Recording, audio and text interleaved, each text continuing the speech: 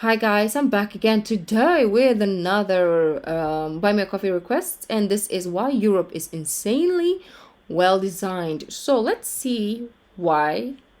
Well, before we start, don't forget to subscribe, click the bell button, and let's get it. Excuse me.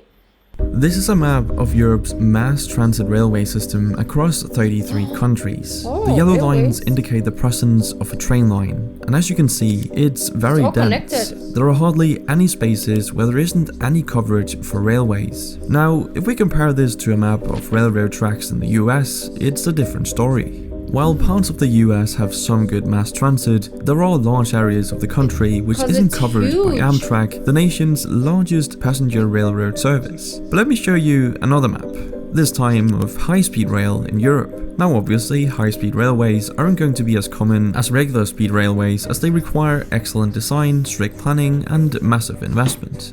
And yet, as we can see, high-speed rail is present in Europe, which is a stark contrast to the US, as you can see from this map. While the US does have some higher speed rail, like the Aquila line in the Northeastern Corridor, it's hardly an effective map of transport solutions. And the Aquila line isn't really that fast either. It can reach about 150 miles per hour, but averages less than 70. This is not the case for Europe's insanely well-designed railroad system. And you have to remember that Europe's system accomplishes this while spanning 33 different nations in a very diverse continent. And I know what you're probably thinking. This is just because Europe is smaller than the United States, which simply isn't true. While the European Union is smaller than the US, continental Europe has an area that is about 1.04 times as much as the US. So we can dismiss this argument that the United States can't be that well designed because it's too big. Europe simply is better designed. But if you're American, you might not understand why railroad tracks or public transport as a whole is so important. I mean, driving a car works fine, right? Well, no, and Europe showcases why a primary focus on private transportation is so detrimental to a well-functioning transit system.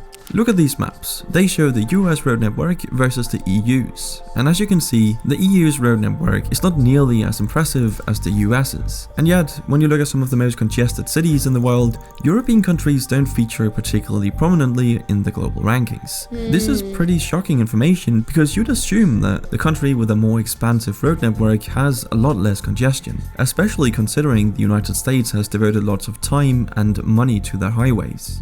So how come Europe is less congested when they have fewer roads? Well, it all comes down to disincentivizing the use of cars and, most importantly, making an attractive alternative. Europe does this by having both private and public transportation infrastructure, which technically the US has as well, it's just a lot worse. But on top of this, Europe makes it pretty expensive to buy, own and use a car. This is achieved by having high taxes on vehicles and gasoline. In fact, here's a map of worldwide gasoline prices. As you can see, European nations are in the top rankings, while the US lies at the bottom, charging very little. But let me be very— Yeah, even when my parents came to visit last month? Yeah. They were like, wow, gas is cheaper here, which is so like surprising to them. Because no, actually, I lie. It was more expensive here in the Philippines, the gas, which is very surprising. Okay, never mind.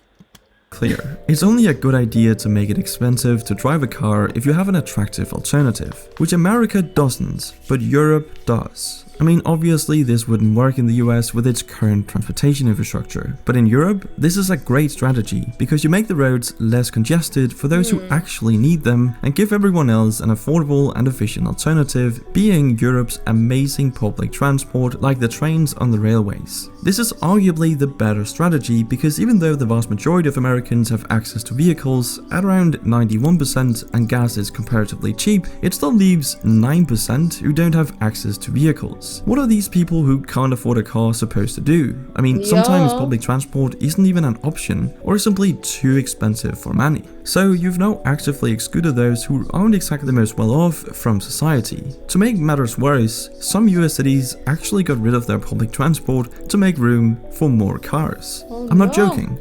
American streetcars like trams were actually removed to make way for bigger roads. Absolutely insane. Compare that to Oslo, Berlin and Madrid, where discussions are underway to restrict or even exclude most cars from the city center. And let's not forget that when you have I'd rather cars, take the train than the public transportation. I mean, like a car, because it's faster.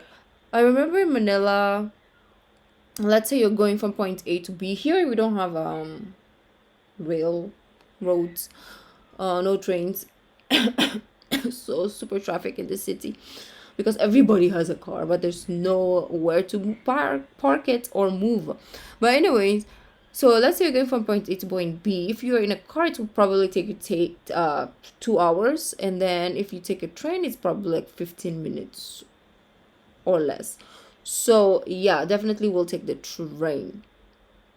It's not the best form of how do you say this, of transportation, but it's fastest in the Philippines, at least. I mean in Manila, because that's the only place in the Philippines that they have train or railways.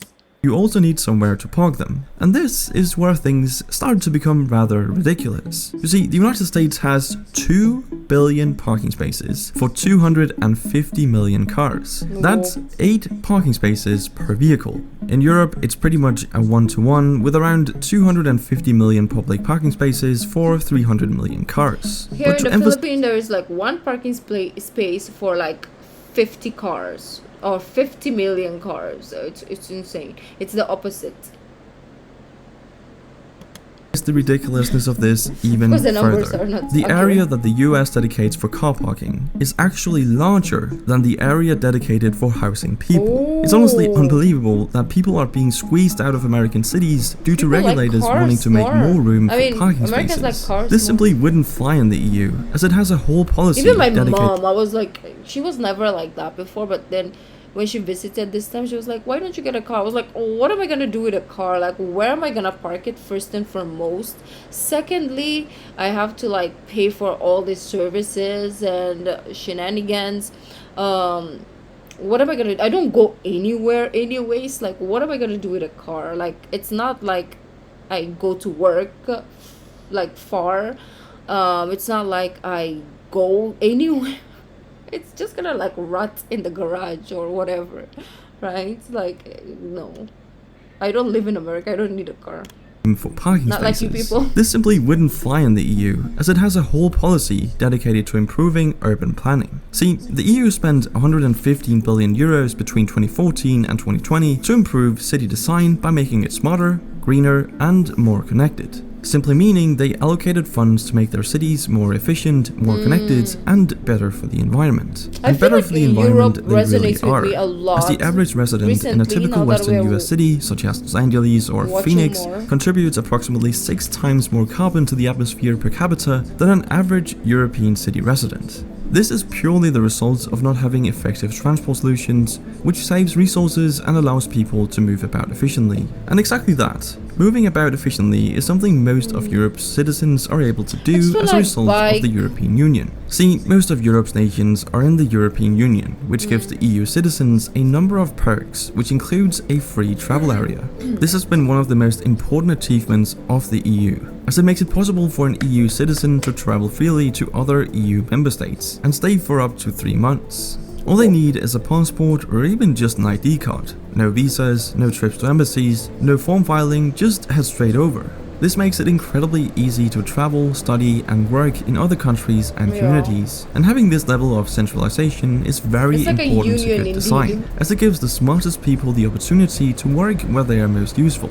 And since good design obviously requires a lot of complicated problem solving and planning, this is The very rain. smart. Another smart thing is the incredible biking infrastructure we see in Europe, perfectly illustrated by this map of bike path density I like in that Europe. because like you get to work out whilst you're like either going to work or you're going home or you're just like strolling around, right? It's like efficient, and you don't like, you lower the obesity rate as well in your country. I don't know if you can hear the rain, but purple lines Sorry. are bike paths, and there's clearly a lot of them, especially towards the left side of the map, but that's just because this is the home of the Dutch, the Netherlands. Oh. Now, the funny thing is, I won't be able to compare this to a map of bike path density in the United States, because such a map hasn't been made. At least feel like I you wasn't able just to get find run any, over. and I can only wonder why.